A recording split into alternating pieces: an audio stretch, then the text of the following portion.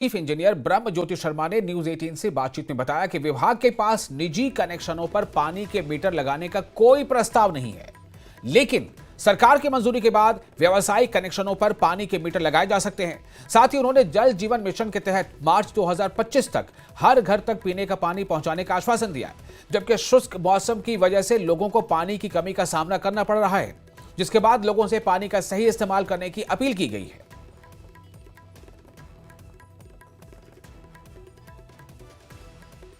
Central level पे और state level पे होती है, वो with the progress of STC होती है, हाउस होल्ड टैप कनेक्शन के हिसाब से। तो वो आज की डेट में हमने 88% हमने लगा दिए हैं और बाकी पे काम चल रहा है।